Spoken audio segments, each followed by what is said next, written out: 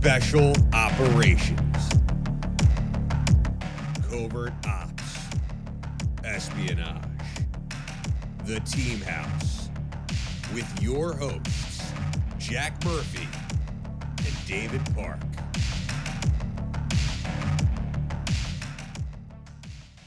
Welcome to episode 351 of The Team House. I'm Jack here with Dave. In studio with Jonathan Hackett. He is a former Marine. He is the author of The Theory of Irregular Warfare, or Irregular War, I should say, and the forthcoming book, Iran's Shadow Weapons, which is coming out this summer. Jonathan served in the Marines, worked in a SIGINT capacity, a human capacity, was with MARSOC all over the Middle East and West Africa, Central Africa. Plenty of stuff to talk about here. Talk about you, and then we'll talk about your books and the theory behind your research. So thank you for joining us and coming in studio today. Yeah, thanks for having me. Happy to be here. Yeah. So take it from the top. If you tell us a little bit about, what was it like for you growing up, and like what sort of like took you towards the Marine Corps? So I grew up in Maine, way up north. Caribou, Maine's like the most northeastern city of the United States. A lot of snow. Love the snow. Then we moved to Connecticut when I was about 10 years old. And from there, I met a couple of different people in the military, especially World War II and Vietnam people, because that was that era. And I had a history teacher, Mr. Donahue, who fought in the Chosin Reservoir in the Korean War as a Marine. And he was so down to earth, like a really nice guy. And you wouldn't imagine if you met him on the street that he had fought in the Chosin Reservoir, like fighting in reverse and all the stuff that they were doing. So that's one guy that was like in the back of my mind, like something about him, I like that guy, And then I met a family friend who fought in the Battle of Peleliu, World War II. And he actually had a katana of one of the last guys that he killed on the island, and he had it at his house. His name's Butch Watkins. He has 2 silver stars from that battle, and he's a crazy background. But if you met him on the street, you wouldn't know that guy did that. He would if your car is broken down, he'd go over and stop and help you fix your tire, even though you're a stranger, like that kind of guy. But you got to think back to that time, he was doing that stuff. And there were people in my family who had been in World War II and things like that in the army. Like my grandfather was in France during the liberation of France, which is cool and awesome. But there's something about the army where it's just kind of the army goes rolling along.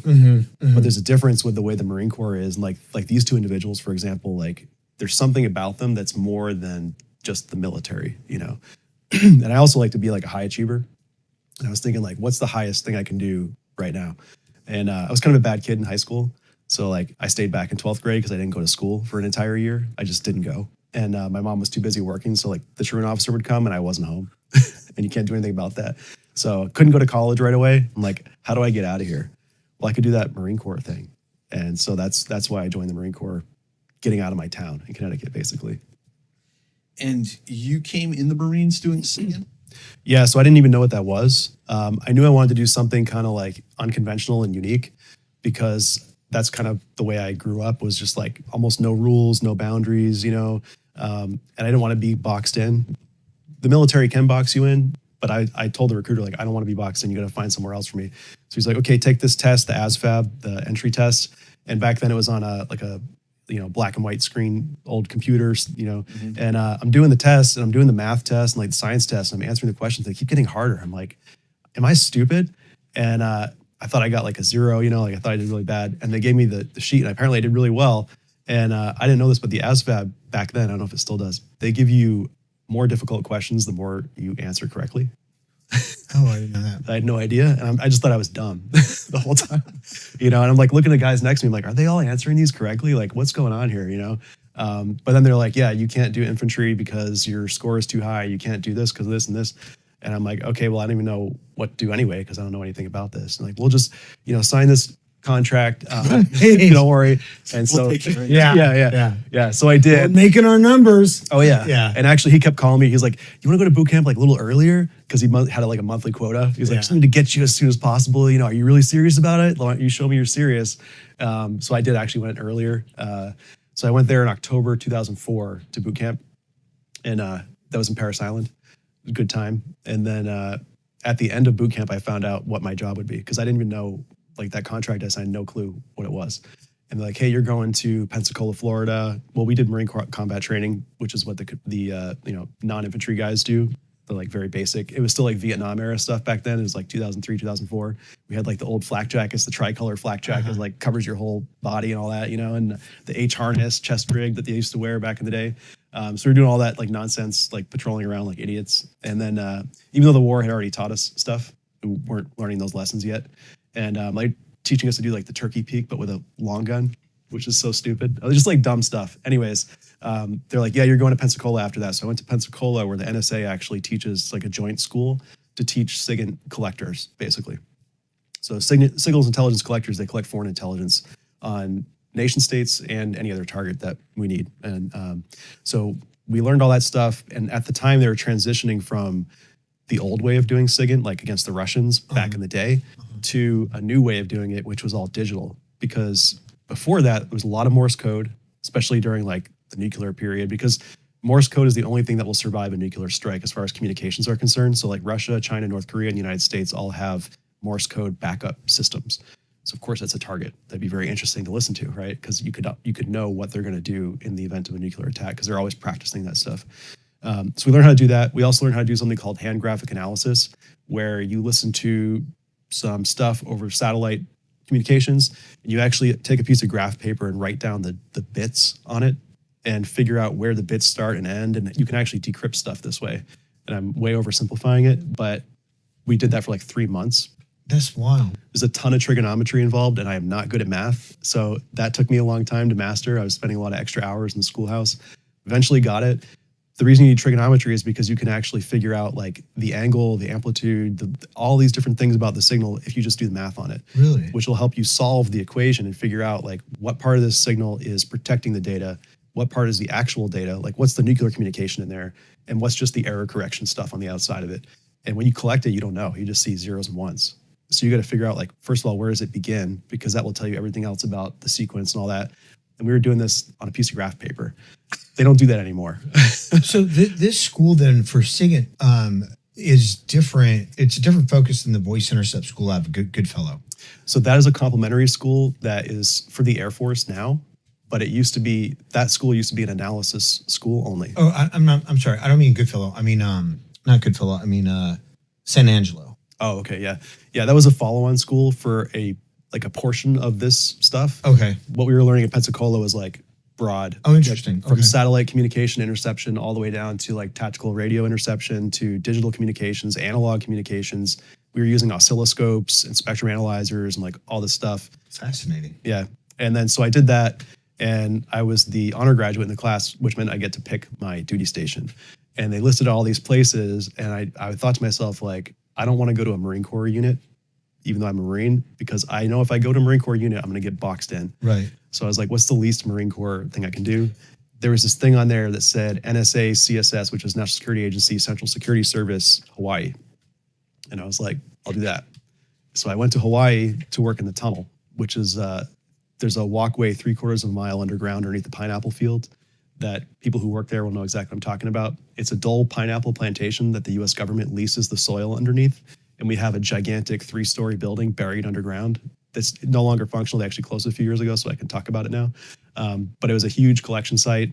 Thousands of people worked there 24 hours a day, mostly monitoring Chinese and Russian stuff and North Korean stuff. So I was on a mission there monitoring some nuclear stuff, and both listening to audio like you're talking about, but also looking at digital satellite communication, shipborne communication, all this stuff, because these countries have the nuclear triad, right? They've got subs, they've got aircraft, they have ground launch, all this stuff, and they're communicating all the time. So we want to know what they're doing, just like they want to know what we're doing. Right. Because I mean, the whole point of intelligence is to reduce uncertainty, because that makes a decision easier to make. So that's what we were doing out there. A lot of interesting things happen out there. One that stands out to me is one of our targets was using that old-fashioned method of communication that I was talking about, and we were using the old-fashioned method of breaking the code. And it was Christmas Day, 2005, I think.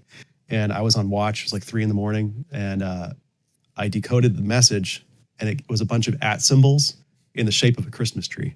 And it said, "Merry Christmas, Americans." Holy shit. And I'm like, what am I even doing here? Right. Why are we so secretive if you know, like, you know, I know, we know, like, Right. it was so, like, I felt dumb, you know? Yeah.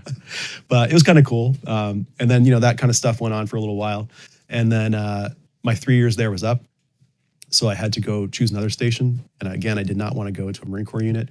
So I went to NSA headquarters and actually got to work on a more advanced SIGINT collection capability called expeditionary SIGINT, kind of like exploiting targets that are like very specific with basically manufactured devices and kind of form factor stuff depending on what the mission is. So, for example, if I can take a picture of the soil from space, see like a rock formation, so I know what those rocks look like. I can use some other measurement and signature intelligence to figure out what the soil is composed of. Then in the laboratory, I can reproduce that sand and that stone and put a listening device inside of it and then kick it out of an airplane into that country. And it looks like a part of the desert that belongs there. And like you wouldn't know that unless you cracked it open, that it was not that. So that's the kind of stuff we were doing up there, which was really interesting. And it was definitely the direction I wanted to go. Problem is, the more advanced I got in these things, the further from a window I became and like the less sunlight I would see. And, I felt like I need to get outside and touch grass because I'm going to become like a shriveled vitamin D deficient person pretty soon here. And so you weren't the guy that they sent up the telephone pole to tap the wire. No. You were deep, deep, deep in the caverns. You were like a skiff within a skiff within a skiff. Oh, yeah. It was actually funny because back then we hadn't like locked down, like it was before Edward Snowden. So like things weren't as locked down as they are now. And I was a sergeant at the time. So I would just go around the NSA in the ops building where I worked. And I would go into random conference rooms and just listen to meetings that were going on. And like nobody asked you if you were supposed to be there or not. Like I would just sit in the back with a notebook and pretend like, yeah, I'm supposed to be here. Because I was like so interested, like what's going on in here, And like back then you could do that. You could just like go sit in on something. I used to sit on General Ordierno's Iraq update, the MNFI update every week. And like, I wasn't supposed to be there, but it was really cool. So the way that you found your way out of SIGINT, out of the caverns of the skiff, was you made this interesting transition. I don't think too many people make. We've interviewed one or two, but not many. People who go from SIGINT to human. How did that take place for you? So I was wondering, what will I do next? And the way our promotions work, I could see it coming where I was not going to be able to do operations anymore if I stayed SIGINT. And I was like, how do I keep doing operations? Well, Human is there. I didn't know very much about it. I kind of took a risk on it and just said, I'm going to try it. If I don't like it, then I'm going to suffer. But if I like it, it might be cool. So we did a screener. They do a board where they sit down. They used to interrogate you for like 8 hours with a group of dudes sitting across the table from you. Now it's not like that anymore. But I did that, passed the screener, went to the school, and had no clue what I was about to learn. And so it was kind of a shock. I was trying to get out, kind of like when I joined the Marine Corps, I was trying to get out of Connecticut.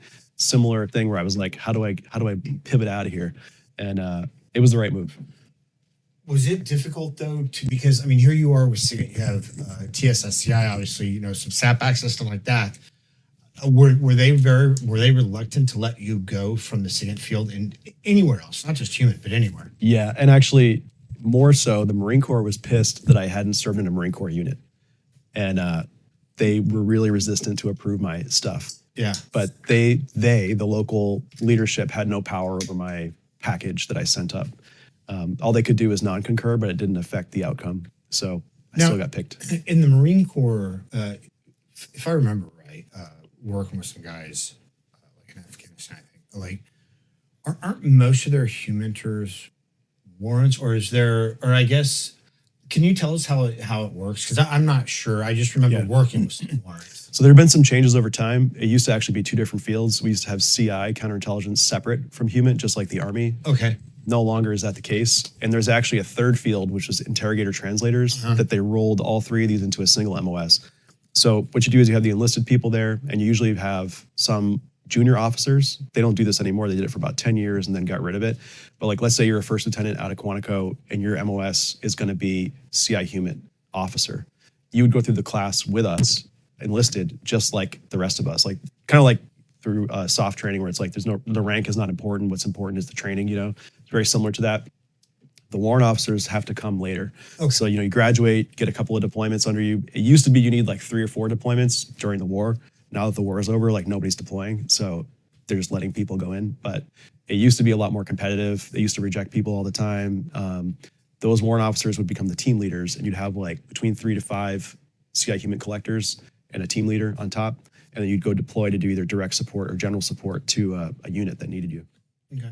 Hey guys, it's your pal Jack. I just want to take a moment to tell you about the sponsor for this show, which is StopBox. StopBox makes this very cool box to secure your items in, or your valuables or weapons.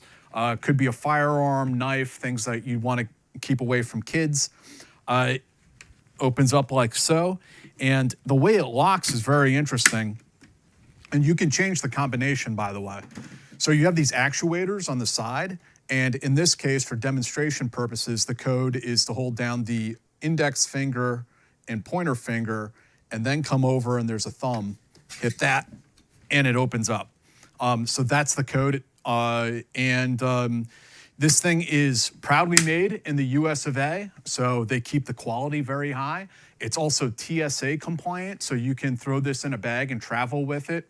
And StopBox also offers a range of other innovative products, including their vehicle safe, chamber lock, and other essential gear designed to keep you prepared and protected wherever you are. For a limited time only, our listeners are getting a crazy deal. Not only do you get 10% off your entire order when you use the code HOUSE at StopBoxUSA.com, but they are also giving you a buy one, get one free for their StopBox Pro. That's 10% off and a free StopBox Pro when you use the code HOUSE at StopBoxUSA.com. Discover a better way to balance security and readiness with StopBox. And what was your first assignment once you got into the human field? So I went to Afghanistan. That was like at the height of Marine Corps involvement in Afghanistan. Went there in 2011. I was there for a year. Went to Helmand Province. Super interesting experience. I went there with multiple functions. So I was general support to the area that we were in. We were in Regimental Combat Team 5, which was a portion of Helmand, kind of southwest-ish, all the way down to the Pakistan border.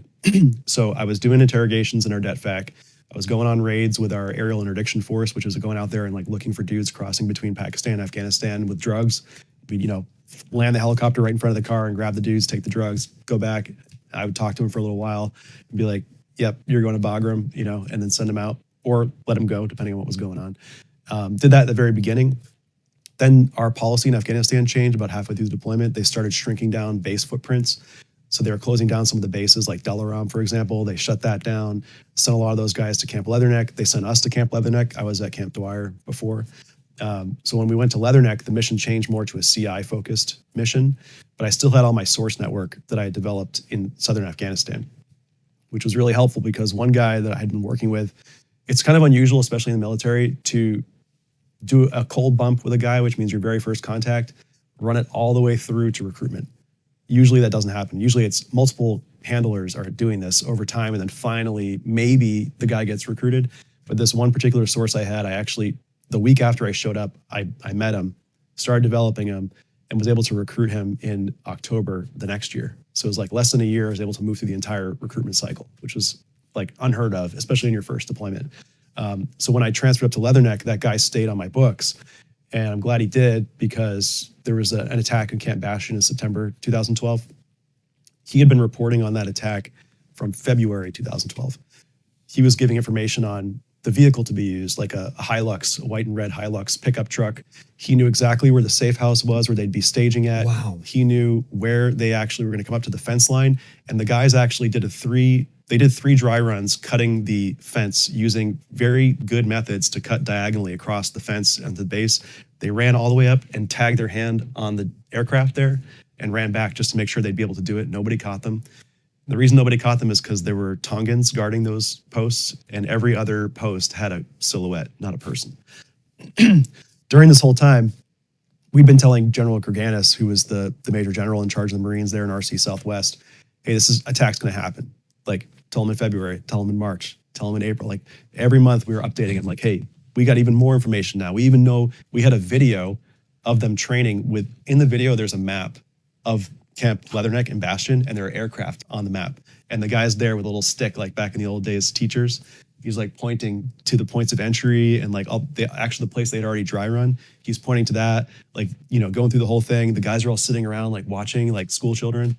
And we're showing them like, hey, we have like direct evidence it's going to happen. And this source is like an A1 source, like very highly credible, very good veracity. Like we've tested, we ops tested them a lot of times, very responsive. He's like, no, I know this base is impervious. There's no way they could get away with something like this. And we were like, sir, they already have 3 times. They've done a dry run successfully 3 times during the day, not at night, right? And he kept pushing back. It came around like July, I believe, maybe early August. And finally, we got a report from that source saying the attack will be in September because Prince Harry is at the base. So they had this plan like in their pocket for over a year, and they weren't doing it. They were waiting for like an opportunity where it would make, the most impact, which totally get that. Prince Harry was very vocal about his visit to the base. It was like widely covered in the news. He even wrote a book about it later, but that drew their attention. They said, what if we could kill him? He was actually staying over by the Danish tents, which is pretty far away from the aircraft. They were able to go in and destroy the aircraft. They killed 2 Marines. These guys were on PCP and a bunch of other drugs. They were getting shot like over and over, and they kept going like zombies. It was crazy. The only way they were killed is when they were cut in half by the 50 cals from the helicopters, and the helicopters took time to figure out that this was going on. And you had one dude cut in half from the waist down, crawling, like eyes wide open, trying to get a grenade out and open it. Like didn't know his body was gone, and the other thing is the guys they selected for this were mentally challenged. Yeah. They picked them this way on purpose, obviously. Then they put them on drugs, and then they sent them on a suicide mission, right? One guy survived. We called him Stumpy because he lost his hand during the fight. He was the one we interrogated. So my DETVAC actually got him. And he was very mentally challenged. And it's sad because like this guy obviously didn't believe in anything that was going on. He was just mentally challenged and convinced this is what you're going to do. Put on drugs. That's what you're doing. And while we're talking to him, we're trying to get him to talk, and he's like kind of cagey. He doesn't want to talk. And finally, we're thinking like, how do we get this guy to communicate? And one of the other interrogators gave him a marker, and he just starts drawing. And he starts drawing that map that was in that video. And I got to rewind a little bit because in July that year, my partner and I, another counter intel agent, we're going around the base, and Camp Leatherneck was huge. At the time, there was like 3,000 to 5,000 people at any given time living on that base, a small town. Well, there was a bus that would take third country nationals like Pakistanis and other people around the base. Yeah. And there were maps that said, this is the chow hall, this is the aircraft, this is the blah, blah, blah.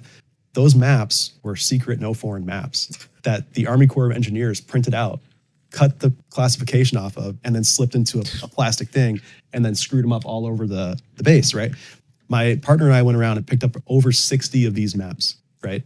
And we brought the actual stack of maps with us to this one meeting, and we brought it to the general. We're like, these are classified maps. Here are the originals we found with Buckeye imagery, which is classified imagery right here. And here's the map that's printed. It's the same. It's just missing this. And he's like, well, how are my guys going to know how to get around the base? We're like, sir, this is classified information. You can't release it to third country nationals, especially Pakistanis who we already know are doing things over the border, right? And he's like, but how will the third country nationals know how to get to the DFAC, to the chow hall, and to the gym? Like this is what he was saying. It was like shocking to me. Okay, fast forward to the attack. Stumpy in his pocket is one of those maps, and it's just like mind blowing. Was the same base commander there when the attack happened? Yep.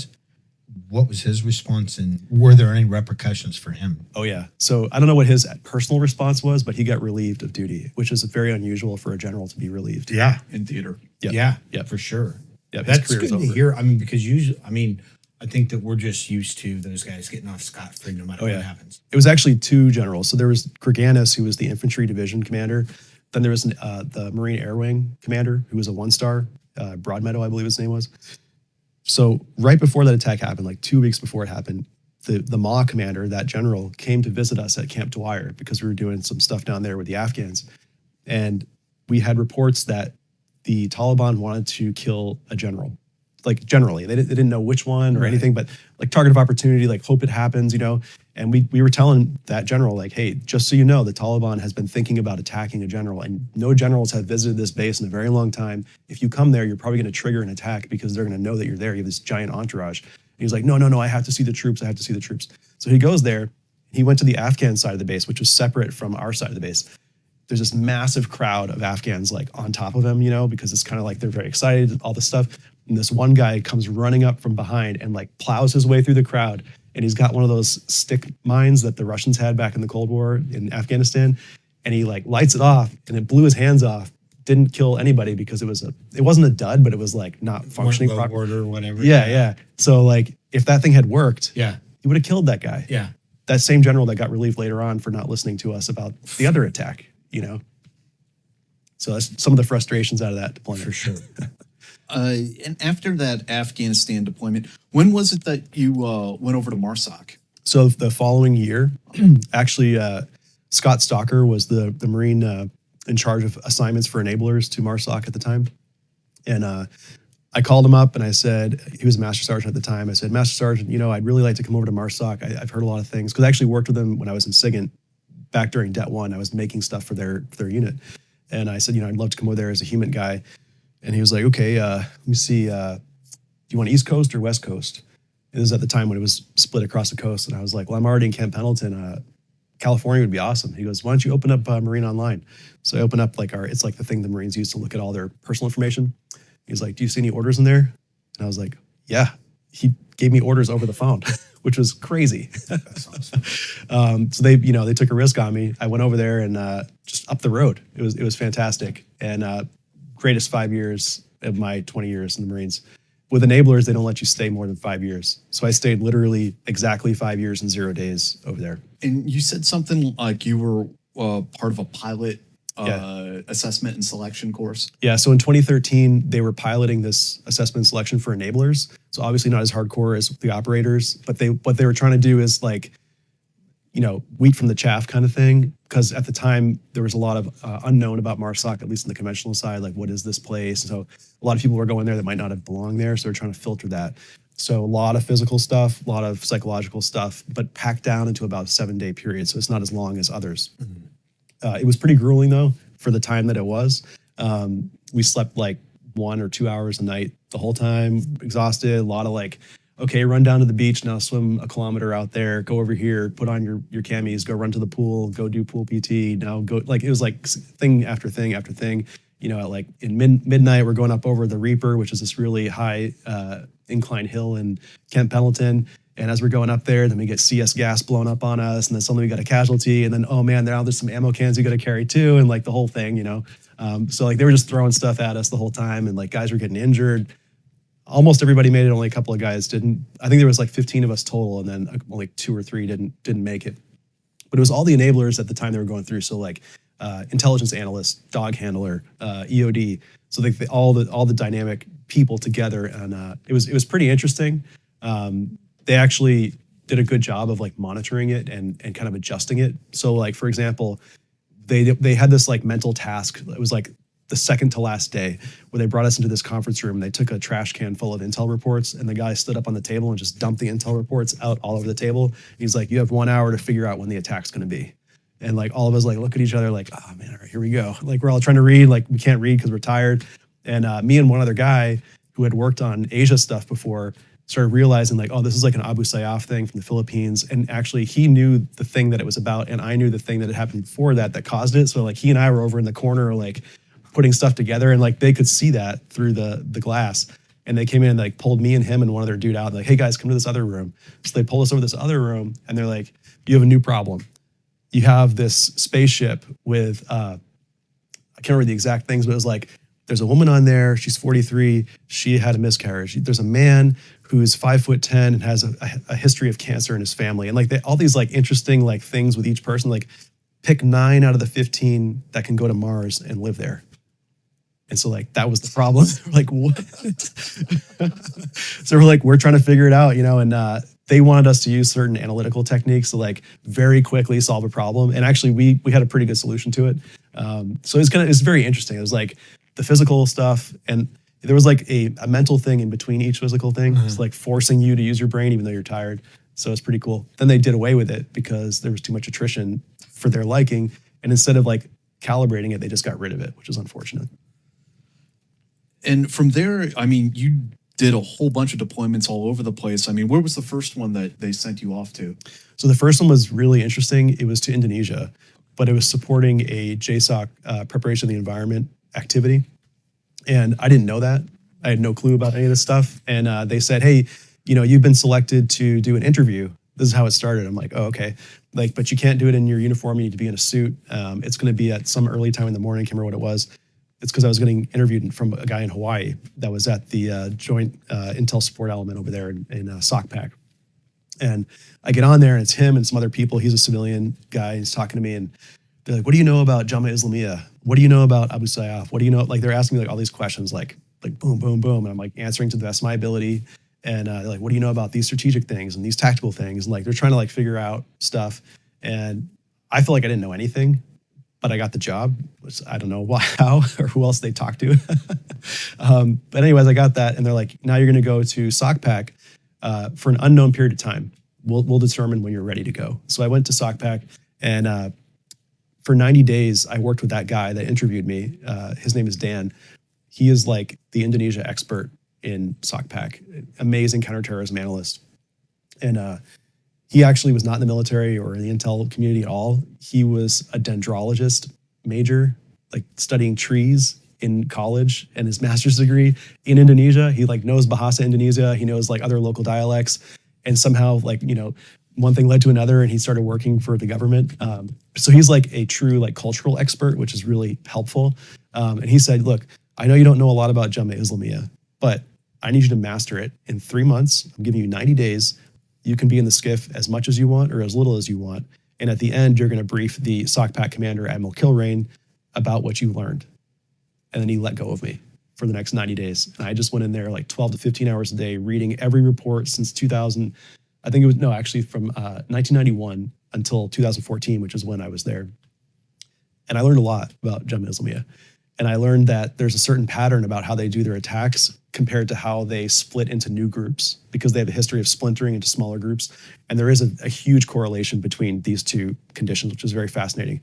And I briefed that to the Admiral, and he said that he'd never heard that before, and that was great. And he looked over to Dan, he's like, what do you think, Dan? And Dan's like, he can go on the deployment, which is pretty cool. Yeah. So then that like, I mean, we see it with the Filipino groups too. Is that like they split off because like there's like a peace deal is about to go in and there's one group that or one faction that feels like they're not getting a big enough slice of the pie? Like from your analysis, why was that taking place? It's actually more diversionary, because if we're putting, they know how we work. We know, like, for example, Al-Qaeda is an organization. Well, if there's a new group called JNIM or JTWJ or whatever, we're like, well, that's not Al-Qaeda. Right. And then like 3 years later, we're like, oh, wait, it is Al-Qaeda. Right. You know? Right. So they understand that, and they're very good at like splitting off at the exact moment where it makes sense for them to do that. And that group becomes a target later, and then that group disappears. And then this one comes up, and like, it's the same Makes dudes, sense. you know? And actually Hambali, who is in Jamaat Islamiyah, was one of the original AQ dudes. He was Indonesian. He's in Gitmo right now. He's still one of the last people in Gitmo. He was arrested, I think, in Thailand. Yeah, that was an interesting thing. Yeah. And I mean, I've tried to like figure out exactly how that happened. Maybe you know better than I do. But there were Rangers standing by in case things went sideways. Yeah. That was the CRIF 1-1, Charlie 1-1, probably. No, Ranger Battalion. Oh, okay. Yeah, because I actually know the guys. Oh, yeah? Yeah, there was a whole thing. They went to Thailand to do a JSAT, but there was a whole option to like switch it from training to live. Yeah. Like actually issue them live ammunition. This was like 2004. Yeah. That happened. Yep. And that did not happen. They did not ever flip it green. I think it was a liaison thing that they arrested that guy over there. Yeah. It's fascinating too. I mean, the whole Al-Qaeda in Southeast Asia thing, I think it's like little understood or like poorly understood about like how pivotal the Jamaat Islamiyah and other groups that were associated with them were to like the Bojinka plot, which was the original aircraft plot and all those things. Those are like planned in Southeast Asia. Like physically they were in Southeast Asia planning this stuff. Like Kali Sheikh Mohammed also was over there in Bangkok, you know. Yeah, Marwan. Yep. Yeah, all those Singaporeans, Malaysians. Yep. Yeah, really fascinating. So yeah, that deployment was basically working at the embassy in Jakarta, and it was me and an operator paired up. And we would go around the country and look at places to do preparation of the environment tasks. So like operational preparation of the environment, which means setting the conditions so that other forces can come in and do stuff. So big focus was like ports, for example. We wanted to have certain ports that we knew we could press a button and that port will be available if something happened. Something like of a crisis, you know, happened. Let's say a hostage was going on. We need that to be secure so we can get to that airfield near this area and like without any hiccups, let it happen. So that's what we were doing over there. It was really cool because we were actually partnered with Station. Like our desks were in Station spaces. And the analyst I was paired up with, the agency analyst, his name was also John, like me. But this guy was way different than me. He had a PhD in Islamic theology from Harvard University. And this guy, he was younger than me, and he knew like the deepest backstory of every single character in this counterterrorism story. It was crazy. Like just the level of knowledge that he had, I felt like this big sitting next to him, you know? But it was an awesome team to work on because there were people like that on that team. That's pretty cool. So it was all like kind of OPE, like just in case there's an emergency. Yep.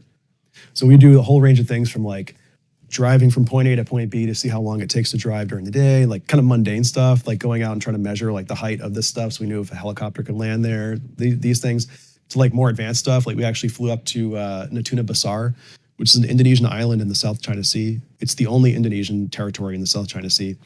We went up there to do PE tasks, but we also had a secondary task to look at the Chinese overflights that were going on because China was like routinely invading their airspace every second day. So we actually got up there, and another third task we had was to confirm the location of a radar that the Indonesians had, and the Indonesians were like super hesitant to let us see it. So we had to figure out a way to like get a photo of us like with them with the radar in the background, which is what we actually ended up doing.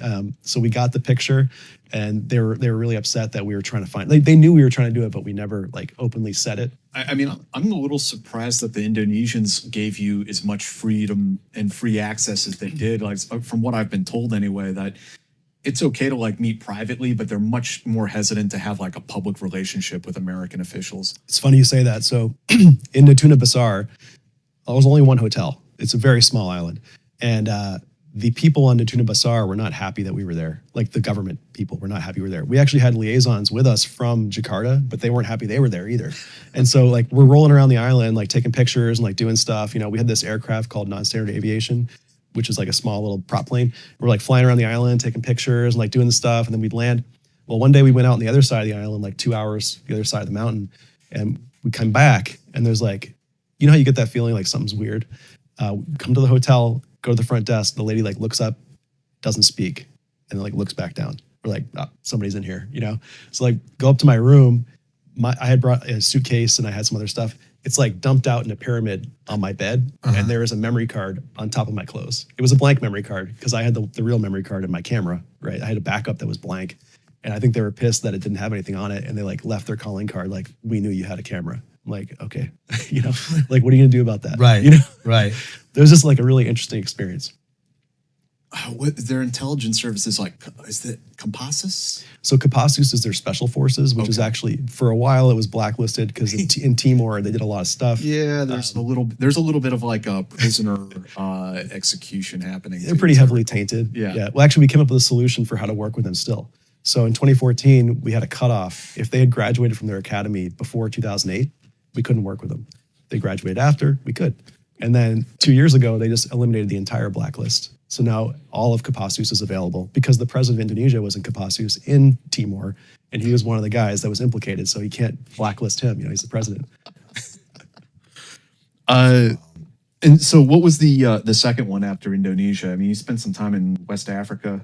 So that came later. I came back from Indonesia, and at that time it was 2014, 2015 when ISIS was really morphing into this new thing. So 2015, I come back and they're like, hey, do you want to go on another deployment right now? And I was like, yes. So they're like, we're going to send you to the Middle East. We're not exactly sure if you're going to go to Syria, Iraq, or Lebanon yet because things are so dynamic right now. Like at that time, like we didn't know what we were doing, like where to go and stuff like that. And so I said, okay. So I started working up with a team, a hotel company at MARSOC.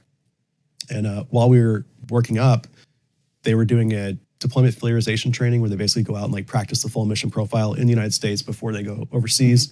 On that DFT, one of the helicopters crashed, the Raider 7 helicopter. So we lost a big portion of our company's expertise. And also those guys that died were in leadership positions within their teams. So they had to completely restructure a lot of hotel companies' teams.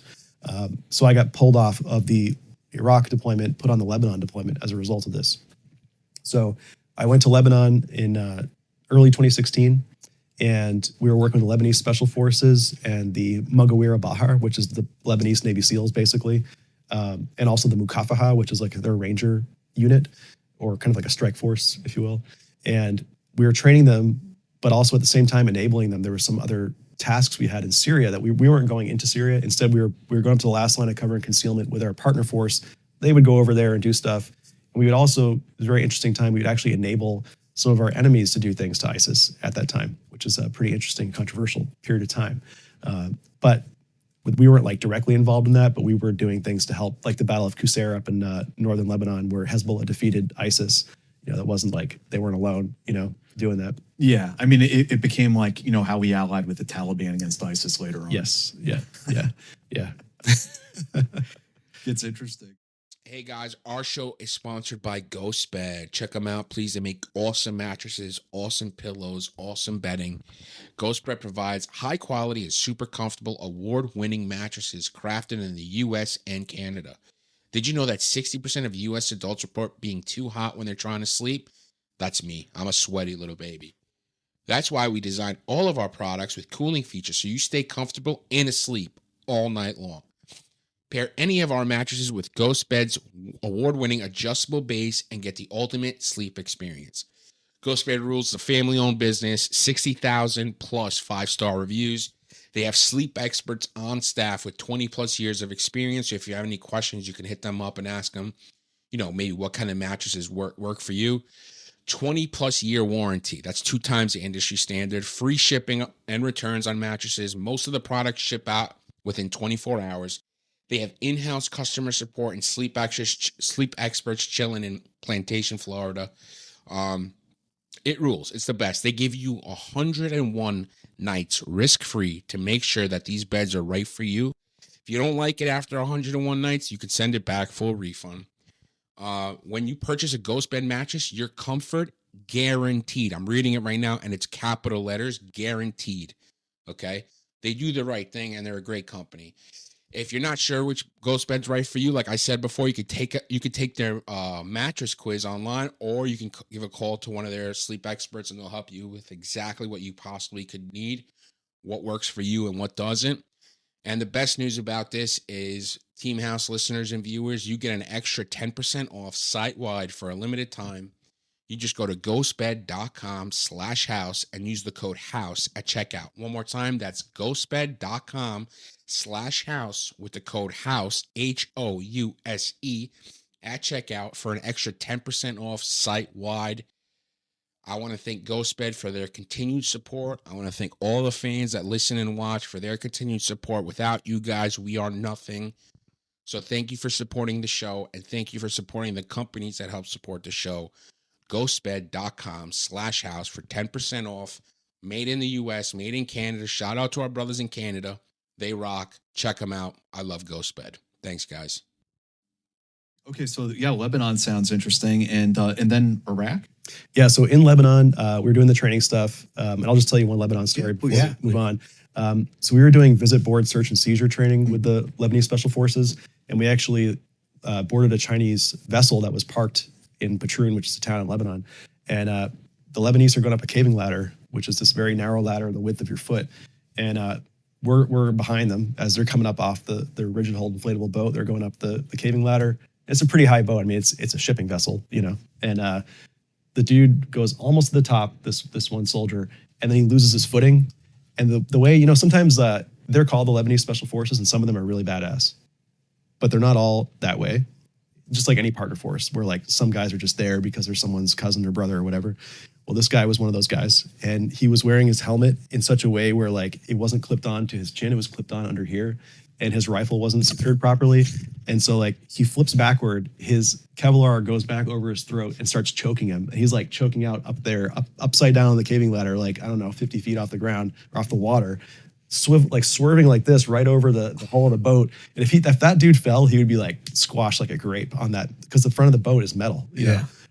So that's happening. His rifle's swinging around like this, and so we actually had to go up the other side of the boat and come rescue him from the top down.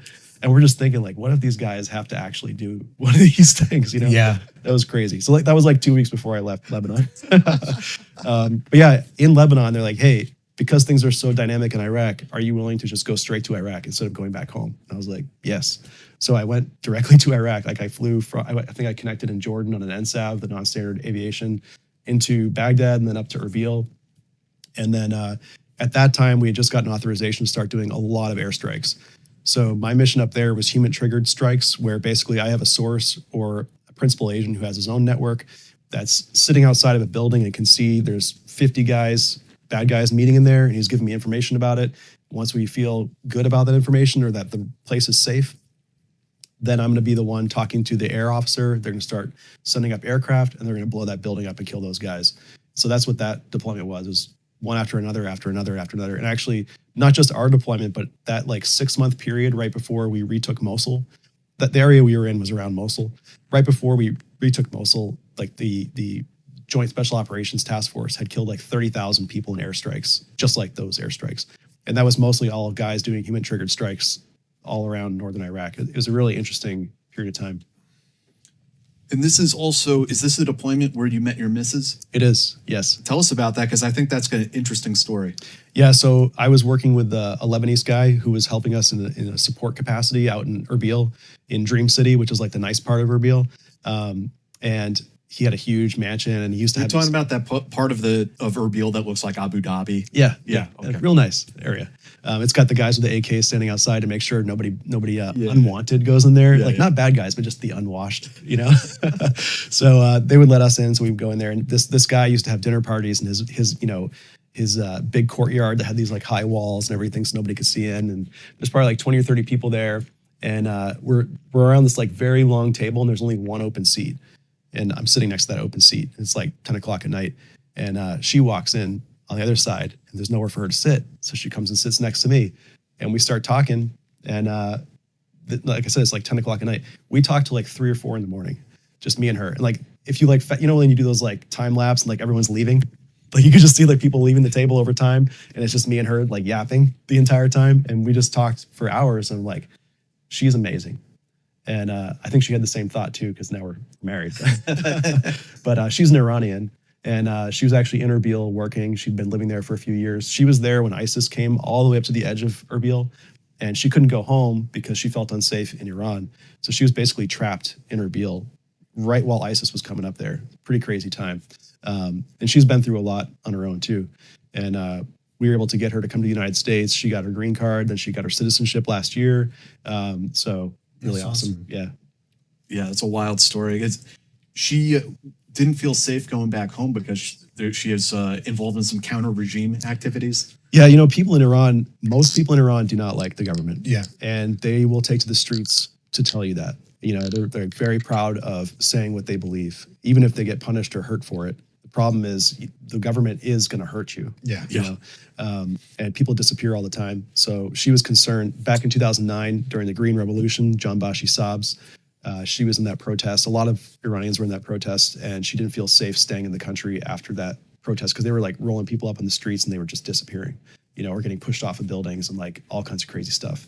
And so she went to Iraq because as an Iranian, she can't really go anywhere else easily. Yeah. I mean, she's not from an affluent family. She's not the son or daughter of some Ayatollah who can just go to Canada or America and go to college like most of them do, or live in Paris and have an Instagram accounts like they do. So she had to like really make her way out. And she went to Erbil doing, small jobs there. And that's when I met her. So you guys are in love. It's great. But I do have to ask, like, were the CI guys like crazy about this? That one of their humenters is dating a Persian? Oh yeah, you have no idea. Yeah. Nice bump. Yeah, exactly. Yeah. That's when the ignorance comes out too, because like my assignments manager called me up like 3 years later and he's like, "Hey, are you aware that you're affiliated with an Iranian?" And I was like, "Yes." And I'm like, first of all, why are you calling me? You're my assignments manager. Like, you're not even involved in this, and like, who is talking to you? And like, what's going on here, But it was like that for the rest of my career. Where like routinely I was having to answer for this sin of marrying or being with somebody who is from the other side, right? Which is crazy because like the Germans, Koreans, and Japanese are back during those wars. There were a lot of service members that married those people. And like, that's not crazy, but this is the worst, Making some trips to Tehran here, John? Yeah. Anything you want to tell us about? I wish someday. I hope the government changes and I can No, me too. Okay, so you meet your future wife, and as you come back home, I imagine carrying on this long distance relationship. And I know from my own experience, getting a green card and immigration is a nightmare. Yeah. But what's going on with the rest of your career in the Marine Corps as all that's going on and transpiring? Yeah, so 2016, I come back from Iraq, and actually I was in Turkey in Incirlik Air Base. This was July 2016, and there was a coup, and they told us to lock down, and we couldn't leave the hotel. And turns out that the leader of this coup was the base commander for Incirlik, which is where we have some very sensitive stuff for NATO. And it's just wild to be like, the guy with his finger on the button, besides Erdogan, he's like the closest dude to these things, is the one with the coup. They rounded up and killed like 3,000 people in like a month that they blamed this coup on. And they actually blamed it on a guy based in the United States. Gulen. Exactly, the Gulenists, Yeah. the Gulenistas. Do you believe that? I don't think so. But that happened, and so flew home. Then as soon as I got back, I actually went into our team room and we had a big whiteboard and there was the deployment schedule up there. And I was like, man, that was an awesome deployment, like the Iraq one. And I looked up there and I'm like, there's a lot of cool stuff going on in Africa. And I asked our operations officer, like, can I go on one of these? He was like, yeah, but you just got back. And I'm like, I don't care, I'll go right now. And he's like, all right, you're going to Senegal. So, so I worked up and went to Senegal right after that. And what were you doing in Senegal? Because I remember we talked, there's a Lebanese presence there. Yeah, so I was actually working with the Senegalese Special Forces, the FSS, and there was also a team that was going into Mali at the time because MINUSMA, which is the UN mission in Mali, a lot of the West African countries were actually like the ground forces for that UN mission. And they were doing combat operations in Mali. So what we would do is train them in our countries that we were partnered with. Okay. Those guys would then go for 3 months or however long. Was this part of like one of those like constructs like AMISOM and some of the others? Yes. Okay. Yep. Yeah, it's one of like Multinational. it's like an official UN mission. Yeah. Exactly, just like that. Yeah. But the weird thing is like all the training and preparation is not in Mali. It was outside Mali, at least for the military part of it. And then we would send the guys in there and they would go work with the Malians and stuff like that and try to figure the situation out, which they didn't do a very good job at. And how did you like Dakar? It was a really interesting experience. Some say it's a good introduction to Africa. And after going to some other countries in Africa, I mean, that's pretty true. I remember when I was landing in Ouagadougou in Burkina Faso, I'm like, where am I? There's not any pavement anywhere in the capital city. And then Niger, similar situation, like, whoa. But actually, I liked Morocco a lot more than Senegal, even though, you know, Dakar is a pretty easy city to work in, to live in. Just something about Morocco was different, like the mountains, the Atlas Mountains, the Sahara Desert, you know. And the Moroccan special forces we worked with were really good people, like very good unit that we had.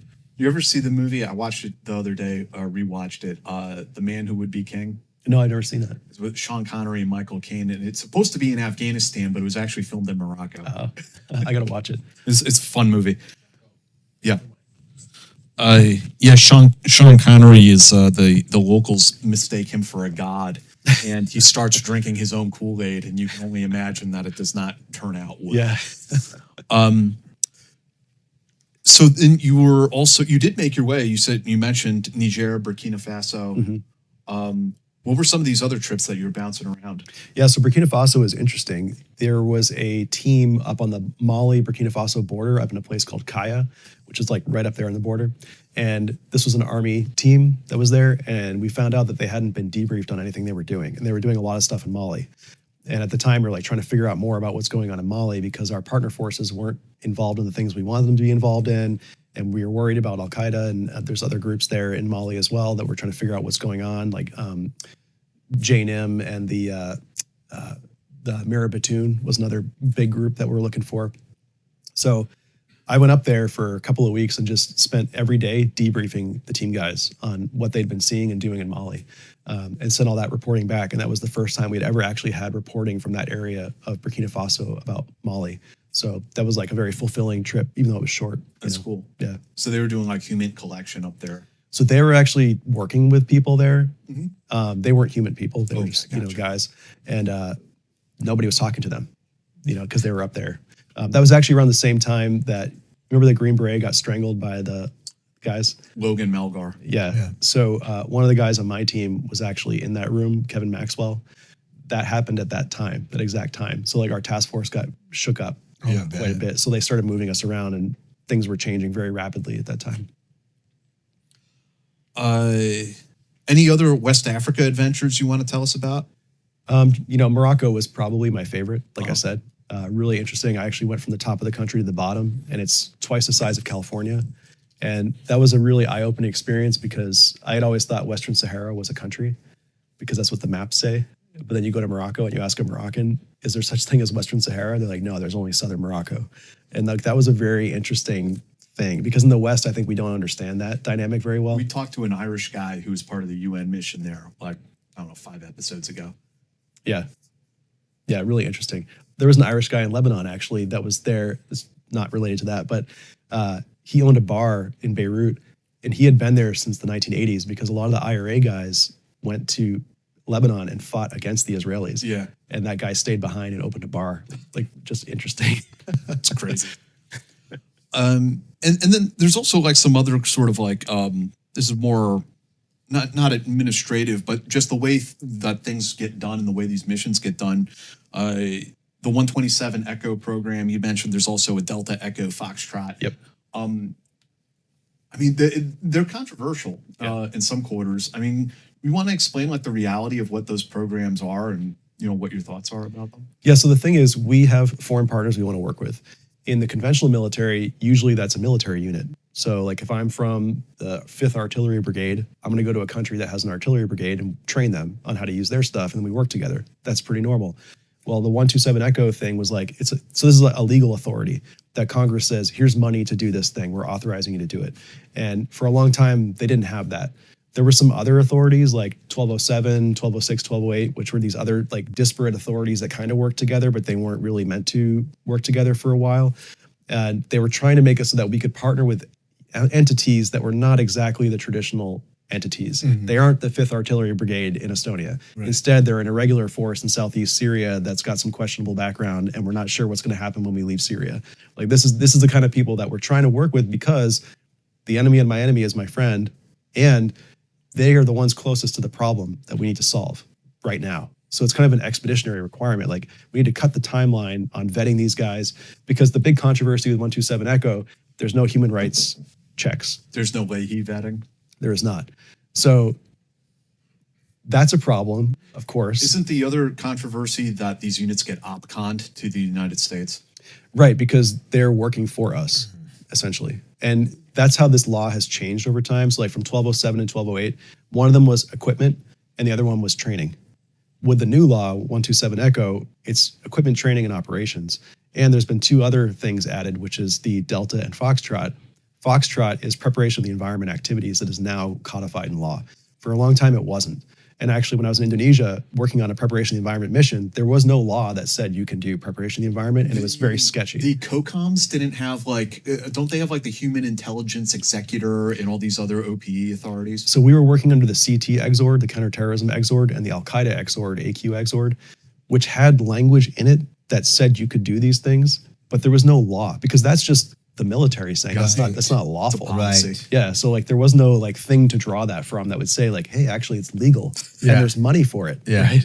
And that's what these authorities do is they give you money and permission to go do something. Right. So that didn't exist in 2014, 2015.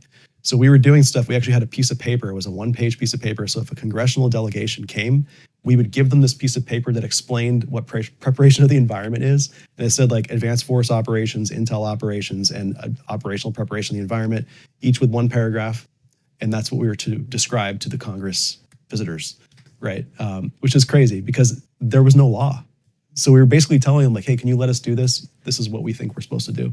But then they eventually made it into a law. It was a slow process where it kind of transformed over time. This last Defense Authorization Act last year or this current fiscal year is the first time that the preparation of the environment one is actually in there.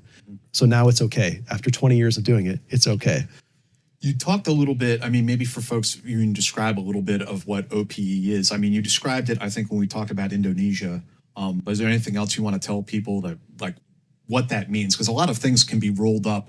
You know, even the term operational preparation of the environment, that could potentially include, you know, kinetic, lethal operations. Absolutely. Yeah. So there's another part of preparation. There's 3 buckets. Like I said, intel ops, advanced force operations, and operational preparation of the environment. Advanced force operations is the really interesting one from a kinetic perspective. For example, when we invaded Iraq in 2003, there was advanced force operations going on in Iraq for a very long time before we invaded. Basically preparing the environment for the moment that the president said, go to war, all this stuff would fall into place and just happen. And it wasn't by accident that those things happen. And that's what preparation of the environment does. It can do it for a large scale conflict like that, or for some smaller raid, like for example, a hostage rescue. Well, you need to have an airfield, you need to have basing access and overflight. There are all these things that have to be ready to go tonight, right now, like within hours. And these teams are like all over the world doing that. And the thing is, like, you don't know exactly what mission you're readying. Right. Right. So you're like, okay, I'll do this landing survey. I'll do this route reconnaissance. And like, I'm not sure if these things work together, but some planner at whatever COCOM and whatever SOCOM desk is taking all that stuff and like weaving it together within like 3 to 8 hours or 12 hours or whatever it is before they're like, National Mission Force is going in to do this tomorrow or this morning or whatever. And they're taking all that stuff you've collected over time and putting it together. Yeah. So if the president pushes that button, everything's ready to go. Yep. And it's really vast around the world. You know, we talked to somebody maybe a year ago now. He's a humantor talking about doing the OPE for the Soleimani strike. Yeah. And I think they were like, when it happened, they were like, oh shit. Yeah. Like, that's what we were doing. Yep. Yeah. Okay. And so tell us about kind of like finishing out your Marine Corps career. And then you went to work with the DIA, right? So I went to DIA while I was still a Marine. Okay. So I left MARSOC, and my common theme is I didn't want to go to a Marine Corps unit. Right. So I've actually only spent 1 year at a Marine Corps unit in 20 years. The rest of the time was somewhere else. So after MARSOC was ending, I was like, first of all, I want to stay. And like, you can't stay. So I hit my 5 years and 0 days. And I wanted to go, I screened for this program at DIA and the Director of Operations to go to Defense Attaché office, which is unusual for an enlisted person to do. So I went from very clandestine, low visibility stuff, all the way up to strategic level, overt, declared activities in a country, plus some other things that supported that, right? And so I actually went to Jordan, to U.S. Embassy Amman. We were supporting not only Jordan, but also the Syria mission, because in 2012, Syria closed, U.S. Embassy Syria closed, and Damascus went to 2 different countries, Jordan being one of them. So we were supporting half of that mission as well. And there was a lot of stuff still going on with the Syrians, especially southern Syria. There was a covert operation called Timber Sycamore that went on for quite a while. And there was a lot of support in Jordan for that. That infrastructure existed even after the covert operation ended. So we were helping a lot with some of the things that still existed in those structures, basically working with guys inside of Jordan, then working with them inside of Syria, like at Tenef Garrison, ATG, and also up in northeast Syria, like Hasaka and all those places, and kind of continuing our operations there separately from what the old covert action was that failed essentially and was closed down in 2017. Hasako is YPG? Yes. Yeah. Yeah, actually, I was on a team where there was one of our guys on the same task force that he was in a picture in the media, and he has a YPG patch on. This was when Obama was saying, there are no troops on the ground in Syria. It was back in 2016. And we're like looking at ourselves, like looking at he's like, no boots on the ground. We're like, my boots on the ground in Syria. You know, like, you're saying we're not here. What are you doing? You know, it was just a weird time. Yeah. No, I was there in 2014 in Hasaka. Okay, so you're working now for the Defense Attaché, the DAT. Yep. Out of an embassy. What's that job entail? Because you say that this is like more overt, like you're going out there and talking to government officials and things like that. It was really fascinating. I'll talk about the training first because it was very unique. So it's at DIA. It's a Joint Military Attaché School. I think it's 4 months or something like that. They basically teach you how to be a diplomat, which sounds simple, but that means like teaching you how to use a crab fork properly, you know, or like these like very interesting utensils. You're actually graded on it. They bring in a wardrobe specialist to talk to you about why your suit sucks. And then they tell you like how to cut this better so it looks better for you, like all this stuff. From there, all the way, there's a seer portion to it that is a huge surprise towards the end. When the black hood goes over your head? Yeah, and they do it to the spouses too. Wow.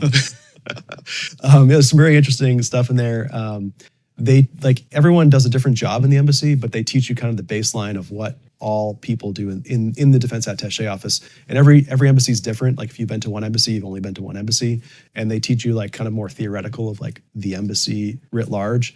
And then you go to your country and you learn your actual mission in that country because it's very unique. And Jordan is an interesting one because it supports so much in the Middle East. We joke that it's like the world's largest land-based aircraft carrier because that's where most of our jets are in the Middle East besides Qatar. But you know, so we're supporting that mission for Jordan, but we're also supporting the Syria diplomatic mission. So there's like stateless Syrians in Jordan that were part of the resistance to Assad that we supported. So we would have to also meet with them too. And a day in the life is basically you're wearing a suit all the time, everywhere. You're driving armored vehicles. You've got escorts, security.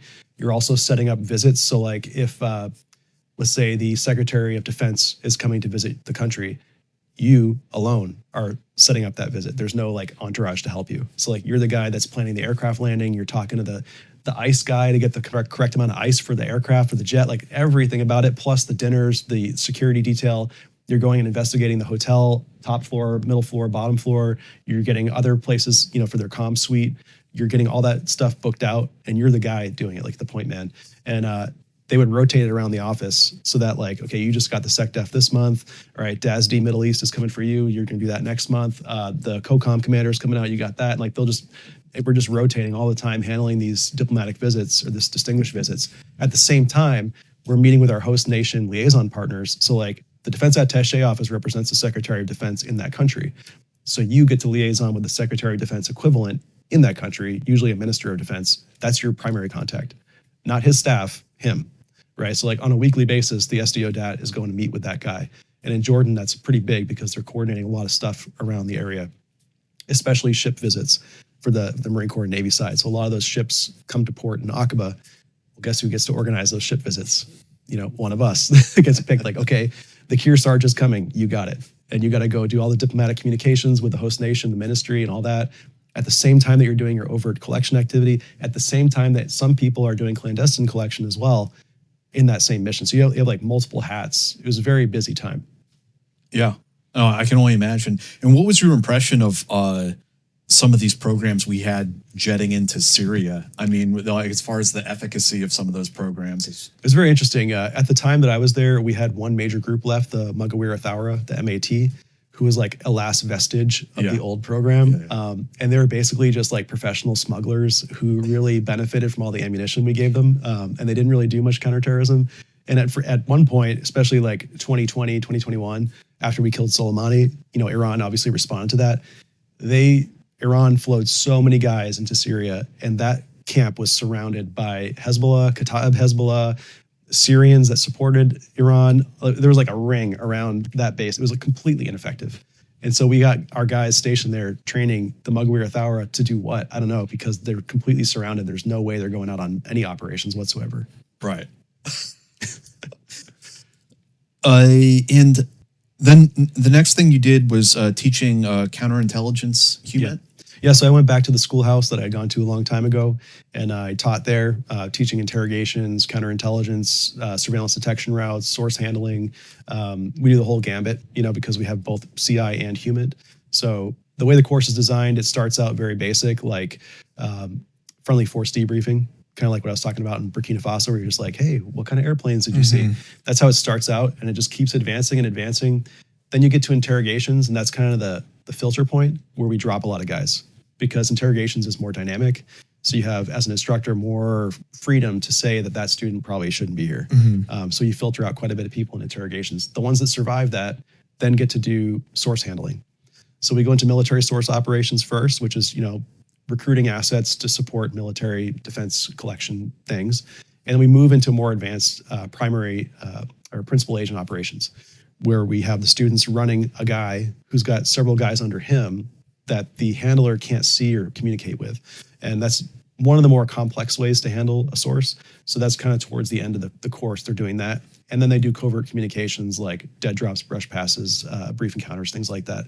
And they finish out the course doing a final exercise that's about a month long, where they're doing the full range of tradecraft, and they use the entire Hampton Roads area to do this.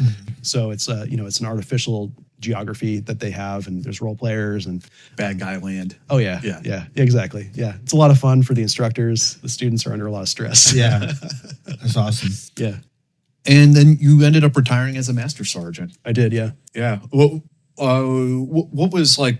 I mean, you came up on your 20 and you didn't want to go back to the normal Marine Corps. That's what I'm thinking. So you're exactly right. I was talking to the assignments manager, and he's like, "Yeah, I got to give you orders to North Carolina to be the intelligence chief for this thing." And I'm like, "I'm not doing that. Yeah, I don't want to do that. that would be a huge downgrade from the trajectory I've been going on. He's like, you have to give back to the Marine Corps. I'm like, I'm sure you can find someone that will go to North Carolina. I'm sure there are people in North Carolina that want to stay in North Carolina. Right. He was like, no, you can't do that. I'm like, what about these other 4 assignments that I listed off? Some of them were kind of concessions, like maybe he would say yes. He rejected all of them. He's like, if you don't accept North Carolina, then you're going to get retirement in lieu of orders, which is a thing in the Marine Corps. Like if you reject orders and you're at retirement, they force retire you.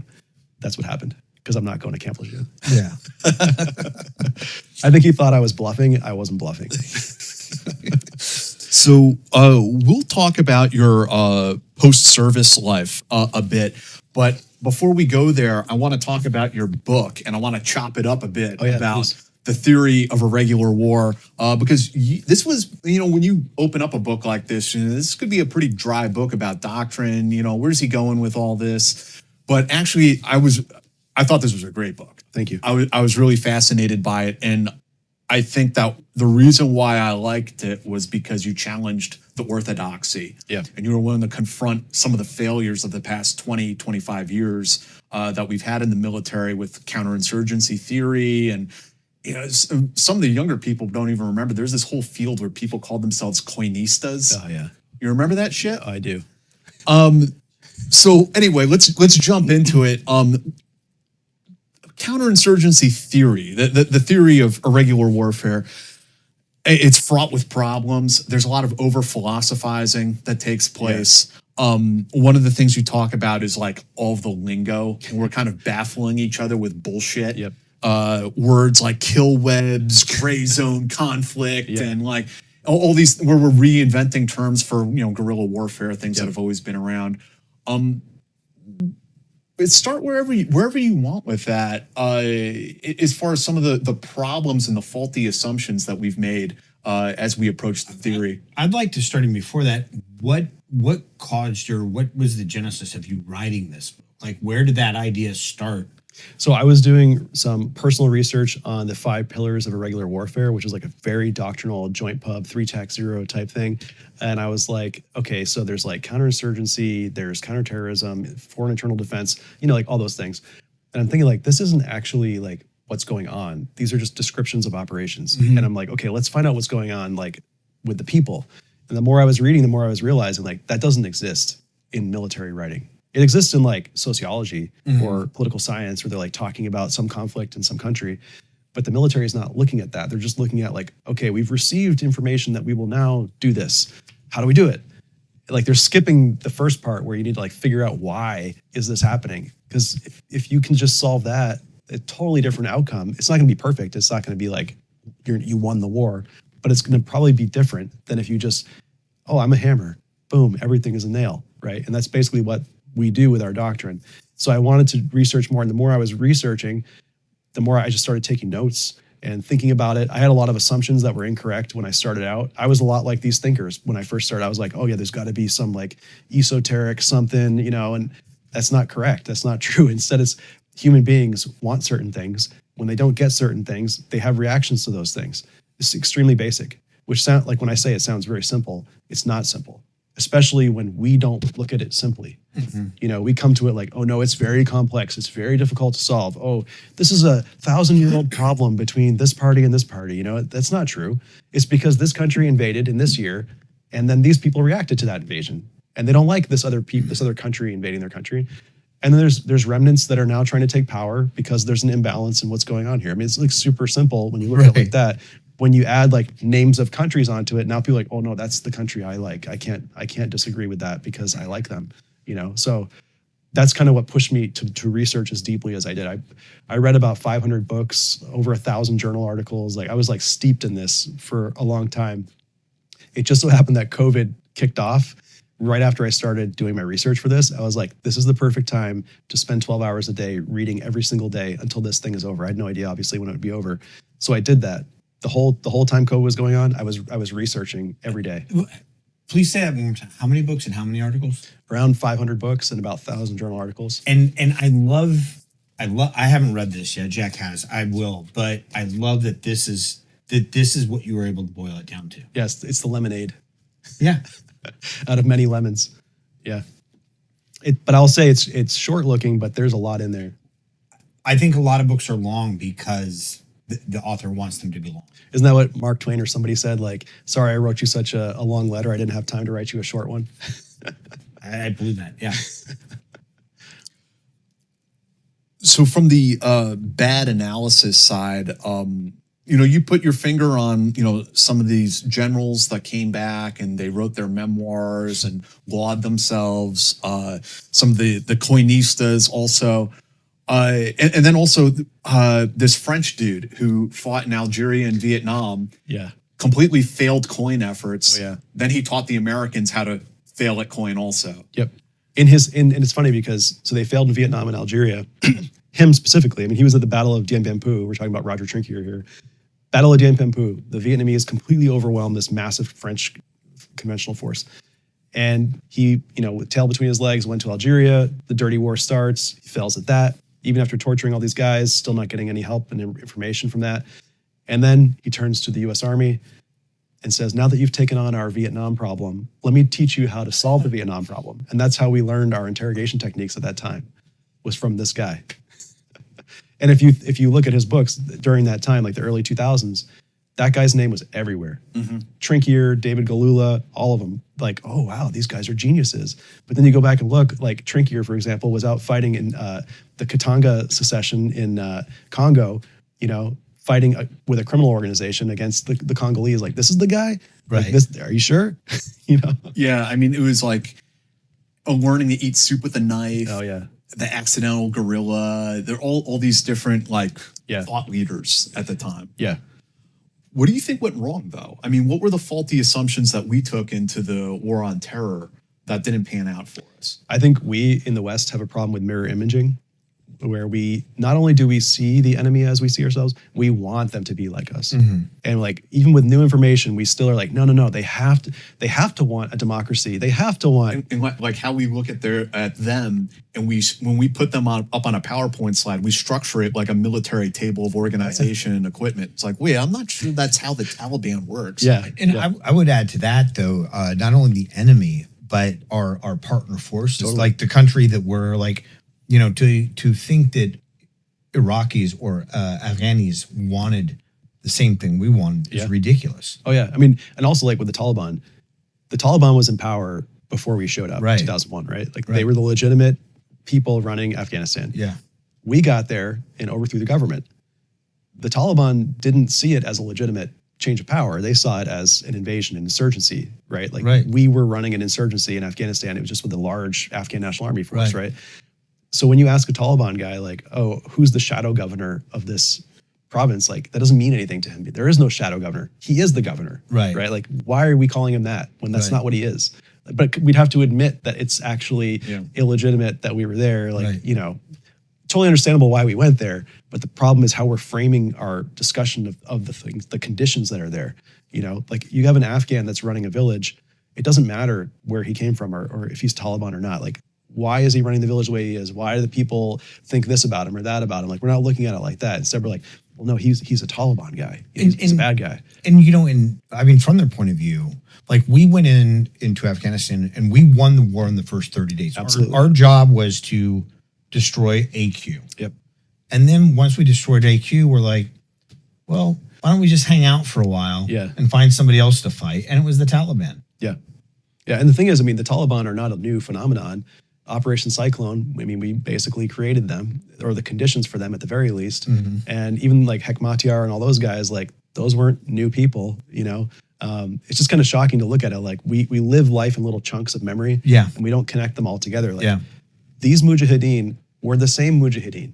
It's not like new Mujahideen showed up. Like they're the same Mujahideen. Right? We didn't fund Al-Qaeda, or create Al-Qaeda the way some people would assert. But you're right. We set the conditions. We normalized these lawless armed groups running around Afghanistan. Yeah. Well, we also allowed the Pakistanis to tell us everything to do in the 1980s. Like they were leading the show. They were like, oh yeah, this group over here, you should work with them. This group, let's definitely give them weapons, without really asking many questions about it. Because our goal was to defeat the Russians, right? It wasn't to stop an insurgency. Right. Yeah. Right. Yeah. But that short-sightedness, again, will bite us, and it bites us every single time. One of the assumptions you point to in the book that you alluded to a bit but I think it's important to put our finger on is that one of our assumptions is we start with this idea that the insurgency is illegitimate and the government is legitimate. Yeah. But you and others I've read over the years point out, like in Afghanistan's a great example that you mentioned, that a lot of times this isn't the case. Yeah. Yeah, there's ungoverned spaces or semi-governed spaces, especially in Africa, for example. Like you go out to southern Algeria, there's a whole state within a state down there that believes that it's the Sahrawi Democratic Republic, right? The SADR. If you ask them, that's what they are. If you ask the Algerians, that's what they are. If you ask the Moroccans, that's not what they are, right? But it's all about perspective. And that's a lot what I talk about in the book is like, where does sovereignty lie? And is it viewed as legitimate by that specific observer? Because it doesn't matter how we observe it. What matters is how are they observing it? And we need to understand that and then work within the conditions of their vision of it. And if we don't, we're just going to be solving a problem the way we wish we could solve it, not the way it should be solved. Right. You get pretty in-depth into the theory. You want to tell us about the dysfunctional sovereign and the liminal sovereign and some of these concepts that you lay out in your book? Yeah, so the ungoverned space, as I was talking about, is kind of that liminal sovereignty. Like if you go see the FARC in Colombia, for example, they govern a space, or they used to govern a space. India. Right, yeah, exactly. Because the government, the legitimate quote unquote government, cannot reach that space because of the way the terrain is structured specifically, and also because of local support and other things. That's sovereignty over terrain that the legitimate government cannot control. So someone else is filling that space. And a liminal space is basically a gap. So there's something filling in there, and that's in that case the FARC. And in other cases, it's Sendero Luminoso in Peru, for example, right? Not because people love these groups, but because there is no other sovereign to look up to. Like, well, how else are we going to have law and order? How else am I going to be able to take my trash out and make sure it goes away? I was in Lebanon for a while when the government was not picking up garbage. This was a big thing in 2016, and there was like garbage lining the streets because society no longer had the ability to move trash, which is something very simple. But think about how that will affect a lot of other things in society, right? We don't think about it like that. We're like, well, let's have an election and that guy's going to be the president and we're going to support him, like Hamid Karzai, for example. We're going to support that guy. Well, what about the other people and how do they actually govern themselves typically, you know? Then there's social order where the way the government and the people are structured is different in every country, is everywhere. I mean, a country is a made up thing. You know, let's be honest, like the concept of a country is pretty new. It's 400 years old. The Treaty of Westphalia in 1648 is what made states. There were no states before that didn't exist. Even when you read like Machiavelli's The Prince, there was no such thing as a state. There were really powerful cities like Florence, which is where he was. But there wasn't like Italy, right? Not until like late 1800s, early 1900s. Yeah. So those are things that I think we ignore a lot, which is problematic. Because we look at our country that we have now, and we say, we have this wonderful country, which we do. We have this amazing constitution, but we forget, like, how did we get that? How did the revolution that we had go? How could it have gone sideways? Right. You know, the Constitution is not something that was agreed upon by everyone that was at the convention. It was actually a fight document, and the result was disagreements on a paper. That's what the Constitution is. Like the Constitutional Convention, almost everybody disagreed on something. And that document that came out of it is because people finally compromised. But then we go to a place like Afghanistan, we're like, here is your new constitution that we have written for you. Right. Like, how do we expect them to do that if we couldn't even do that? You know, and we were fighting over it. You know, there were loyalists that were supporting the British even while we wrote the Constitution and the Declaration of Independence, obviously, you know. But going back to that, the Declaration of Independence, if you read it, it has exactly the same stuff in it that a lot of these revolutionaries today say. You know, we want to shake off the burden of this and that and, you know, have our freedom and the ability to determine our own X, Y, and Z. Like, these are just basic things that people want. And if there's Group A and Group B is doing it faster and better and more trustworthy than Group A, they're probably going to pick Group B, you know? And if we're Group A, we're kind of out of luck in that situation, just like Afghanistan, where like we're supporting the wrong side, essentially. Like, it's not going to be the winning side, especially when you pull the structures away, which is us, and it just collapses. And I mean, we really have this naive, you know, we kind of view these things through a moral lens. Yes. Like, and a cultural moral lens, really. It's like, does their culture mirror ours? Yeah. Or do they do things that would be acceptable here? And if the answer is no, then they're obviously bad people. We also do it in a really normative way where we say, you should be this way. Right. Instead of saying, how would you like to be? Right. We don't ask that question. Right. What do you think is the policy prescription as far as, I mean, you could use a specific example if you want, or just like broadly, how could we do this better? I think what we need to do is empower the military to actually ask why. It's not designed to do that. No, it's not. For very obvious reasons, especially in a conventional war, you don't want people asking, you don't want that private on the front line being, are you sure we should go to that trench? Right. But in a non-conventional situation, in a regular situation, or like when sovereignty is broken down, we need to really analyze that in the military. We don't need to rely on someone else somewhere else saying, here's a policy, go do it. We should be able to ask them, why is the policy like that? And that is actually not that controversial, because if you look at the State Department, they have something called the dissent channel, where they're allowed to dissent all the way up to the secretary in an official channel that is archived. And actually, George Kennan's long telegram was one of the original dissent channel. Telegrams is very long. That's why it's called a long telegram. But there was another one about the Syria policy during Operation Timber Sycamore, where the State Department said, this is really stupid. The way you're arming these guys is going to end up falling back on you. These guys are affiliated with Al-Nusra Front and Al-Qaeda, and you know it. And they wrote that in this dissent channel memo to the secretary, and it's been declassified. You can actually read it now. But why can't the military do that, right? It's almost though, I wonder how that would go, because the military, at least I think some of the things that we feel is that the military lied, whether they were lying to themselves or lying to the administrations. You know, we fought a 20-year war 1 year at a time with everybody saying, it's great, victory is just around the corner.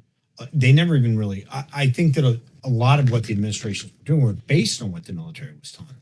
Oh yeah, and I think there's a lot of high-ranking officers, especially generals, that are very happy to have these wars because it means they get accolades, they get written up, they get all this credit and glory, et cetera, because that's what they've been waiting their whole career for. Like, hey, I've been here 40 years. It's my turn. And actually in 2016, when we were in Syria and Iraq, we had 22 generals in our chain of command of 500 guys. That's insane. That's one general for every squad. That is absolutely insane. It was nuts. Like to get authorization, like those strikes I was telling you about, I was doing dynamic strikes, which means within like 12 hours, we're hitting the target. There was also deliberate targeting, which is like days or weeks, right? You had to get like 5 different generals to approve your deliberate strike. And each general had a different reason for being the one consulted. So like, this guy is to determine whether this is a residential facility. This guy is to determine the right level of men, women, and children in the house. This guy is the one that gets to determine the time of day. Like they had distributed among all the generals. So everyone gets credit for Exactly. it. Well, there's so many generals and not enough jobs. So Absolutely. It's everybody's kind of washing each other's back. Oh yeah. Sure. No general left behind. Exactly. Right. Yeah, Exactly. The other thing that, you mentioned in your book, and we talked about before the show a little bit, was talk about the special forces side of things, unconventional warfare, and the assumptions we get into going into that. Yeah. The opposite of counterinsurgency. Now we are the insurgents. Yeah, I mean, insurgency is basically a people rebelling against the existing sovereign, which is something I talk about in the book. Well, unconventional warfare is us supporting them doing it, right? Mm-hmm. So if we're doing it, then it's okay. We're like, yeah, this is a legitimate unconventional warfare operation. If we're on the other side, though, if we're like the counterinsurgents, they're like, oh no, those insurgents are really bad. So it's really interesting. Like, are they bad just because we're on the other side? Right. And we're afraid to ask ourselves that. Right. And the new book you have coming out, Iran's Shadow Weapons, that's coming out this summer. Yep. You just got the proof copy? Yeah, today. Okay. Tell us what that book's about. Yeah, so I think a lot of people misunderstand Iran for various reasons. It's kind of looked at as this like evil monolith that's like got its fingers coming to take over the world and all this. I think that's a huge misunderstanding. And what the book does is it looks at what is the regime actually doing and thinking, not just at like a strategic level of like big picture stuff. No, how are they actually spotting, assessing, and recruiting sources? How do they run SDRs? How do they pick safe houses and keep safe houses? How do they do kidnappings inside the United States? Like nitty-gritty details. And the really unique thing about this book, first of all, nothing like this exists in print, I guarantee you, because I read everything else. Just like this book, other one, I did the same thing for this one. I read literally everything out there, including in other languages too, and a lot of Farsi sources in this. But the big piece is I got a bunch of stuff declassified. So there's a lot of stuff appearing to the public for the first time that was top secret, secret no foreign, ACCM, a lot of protected information that's now available, showing things we knew. Like, for example, during the Iran-Iraq war, we supported Saddam Hussein and we supported Iran. We supported Iran with Iran-Contra and some other programs. We also supported Saddam Hussein because the goal there was not to defeat Saddam Hussein or defeat Iran. Wear each other down. Exactly. It was to bleed them out, right? But with this declassified stuff, you can see way more detail about like how that actually happened. And the Iran-Contra issue was only like one of many programs we had. And this is for the first time that people are gonna be able to read about this. And that's just one example. What were the other programs, like weapons programs also? Yeah, so actually, even after the war ended, we actually worked with the IRGC in Bosnia to arm certain Muslims in Bosnia. KLA. Yeah, exactly. Holy And shit. all the memos between Clinton and his staff are now released that are discussing that. And in fact, the Italian president was sitting in the Clinton's office saying, you know, you can try to tell us not to give the weapons to the Iranians, but we know that you're doing it too. It's very fascinating stuff that no one has seen in public. Jeez. And when is the book due out? It's coming out probably early August. Okay. So I got the proofs. I got to hurry up and do an index for it. That's actually going to make it go. We'd love to have you back in to talk about that. Oh, I'd love to. It's so fascinating. And you're now at Yale Law?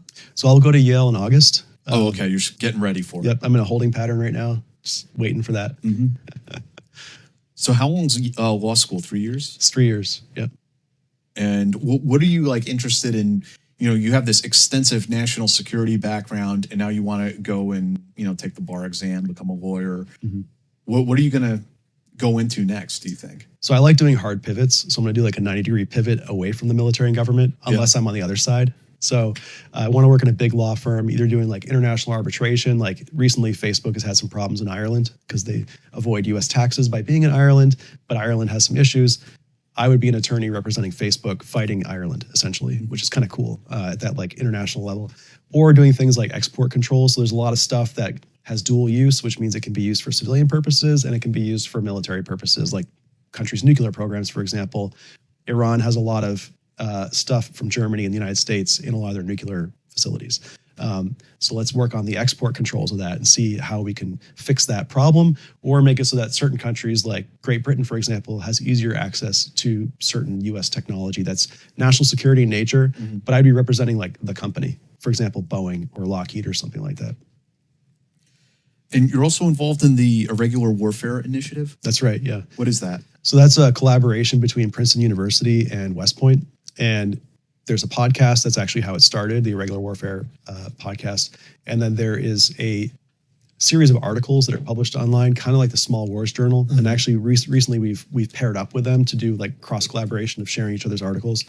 And it's allowing practitioners and thinkers in the field to kind of come together and talk about these issues. You know, like recently we had an article about Boko Haram, like up to date. We had one as soon as the India-Pakistan thing kicked off. We had an author in India writing an article about what's going on in India on the Indian unconventional warfare side. So like very interesting. It's not just U.S. authors. So it's mostly U.S. authors, but not, you know, strictly. So pretty interesting space to kind of share that information.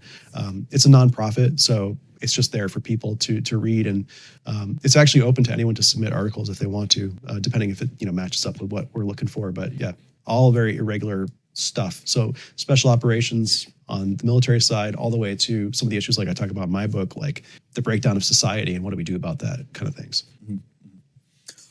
I mean, we covered a lot of ground here in a relatively short period of time, and thank you for sharing your experiences. Like, is there anything else that you know, we haven't talked about that you'd really like to discuss? Anything we overlooked? I think I would like to discuss the Iran stuff in another episode because that will go on and on. Okay, yeah. Shoot me a copy of the book when it comes out, or an advanced copy, and yeah, I'd love to read it. It sounds really interesting. Yeah, I actually have the IRGC station in Vienna line and block charted out completely. It tells you exactly who's who in the embassy and all Holy that. shit. Fascinating. Yeah. Okay, I'm excited That's to read it. amazing. Yeah. Yeah. I'd love to read that too. Yep. I'll get you one. Anything else do you like? Where can people find you on the web? Where can people find your books? So I have a website, jonathanwhackett.com. I've got my books listed there, and any podcasts I've been on are also there. Best place to contact me is LinkedIn. I'm the Jonathan Hackett on LinkedIn. Yeah, because Jonathan Hackett was taken. So I was like, all right, well, I'm the Jonathan Hackett. So that, yeah, LinkedIn is the best way. That's how I found you, actually. Yeah. That's how I found you, and that's how I found Milburn, too, on LinkedIn. Cool, man. So, yeah, thank you for telling us about your career and, you know, your academic works. and everything else that's going on. And yeah, we'd love to have you back to talk about this second book. Yeah, I appreciate the time. Yeah, absolutely, man. Otherwise, we'll see all you guys next time. Hey guys, it's Jack. I just want to talk to you for a moment about how you can support the show if you've been watching it, enjoying it, but you'd like to get a little bit more involved and help us continue to do this. You can check out our Patreon. It is patreon.com/theteamhouse. And for $5 a month, you can get access to all of these episodes of The Team House ad-free. The same goes with our affiliated podcast, Eyes On, with Andy Milburn, Jason Lyons, Mick Mulroy. That one, you will also get all of those episodes ad-free. And you support the channel and the show, and we really appreciate it. The Patreon members are literally what has helped this company, this small business survive, especially during our early years. And you are what continues to help this thing going, even as we navigate the turbulent world of YouTube advertising. So we really appreciate all of you guys. There's going to be a link down in the description to that Patreon page, and there is also going to be a link to our new merch shop. So if you guys want to go and get some Team House merchandise, we got stickers, and we also have patches. And I should mention, if you sign up for Patreon at $10 a month, we will mail you this patch as well. So we really appreciate that. But they're also for sale on the merch shop. And additionally, they got t-shirts up there, water bottles, a tote bag, coffee mugs, all that good stuff. So please go and check them out and support the show. We really appreciate it, guys. Thank you.